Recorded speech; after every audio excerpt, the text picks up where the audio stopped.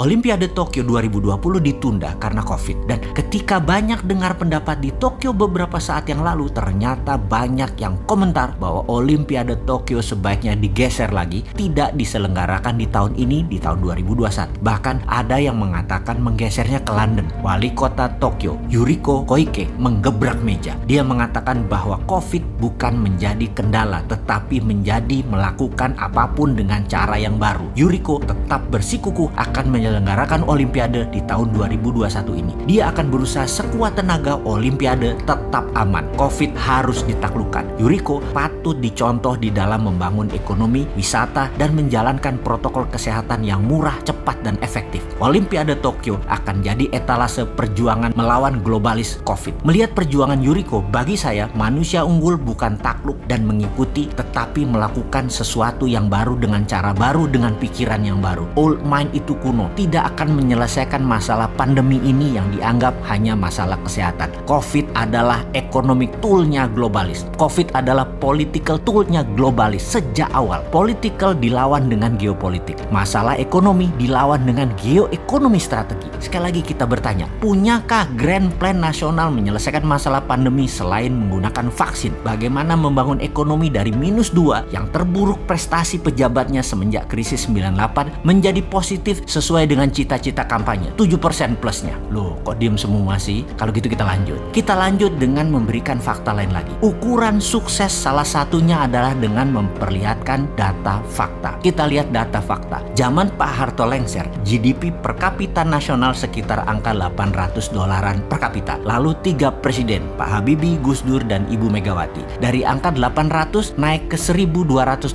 per kapita, alias naik 50%-an dengan 3 presiden. Lalu zaman Pak SBY dari $1.200 ke $3.700 atau naik sekitar 220% dalam 10 tahun. Dan 6 tahun terakhir ini dari angka $3.700 ke $4.100 atau sekitar naiknya hanya 20%. Apakah ini prestasi? Ini nanya lo ya, jangan nyolot. Gua takut deh lu pada galak fans pemuja ini, serem gua. Nah, nanya aja kenapa hanya 20% dalam 6 tahun. Jangan dibilang nyinyir ya, maaf ya. Gila nih, galak-galak bener nih fansnya. Padahal nanya fakta loh ya ini ya. Sekali lagi, lalu apa solusinya? Nah, kalau kita pejabat pasti bukan gaya old mind, bukan gaya mereka yang menjabat sekarang yang sangat tidak up to date dengan teknologi, tidak update dengan digital, tidak paham langkah globalis, masih dalam cengkraman oligarki, dan tidak punya strategi mengalahkan negara besar Tiongkok dan Amerika selain manut menjadi bagian dari kepentingan negara besar karena diplomasi lemah sekali. Memang tidak terlihat secara nyata saat ini, namun 6 tahun naiknya 20% itu menurut banyak pengamat ekonomi adalah rapot merah. Jadi kalau nanti di tahun 2024 siapapun yang akan menjabat menjadi orang nomor 1 di negeri kita ini, dipastikan kalau mereka adalah pejabat saat ini, mereka bukan orang berprestasi sesungguhnya. Jadi silahkan Anda tetap memilih mereka karena kesukaan atas citra kesederhanaannya atau citra baiknya, silahkan. Gak apa-apa juga sih, tapi jangan harap kita bisa menjadi berdaulat, punya produk yang mendominasi tingkat dunia, disegani negara lain, paspor hijau milik kita di mana-mana dihormati. Jangan harap old mind gitu loh, gak akan merubah. Ya kayak gini-gini aja. Jadi solusinya ala Mardigu Nation tuh bagaimana? Kita melihat uang beredar yang 6.000 triliun itu dibandingkan dengan GDP nasional, ternyata hanya sekitar 38%-an. Kita lihat Jepang, Korea Selatan, angkanya mendekati 100%.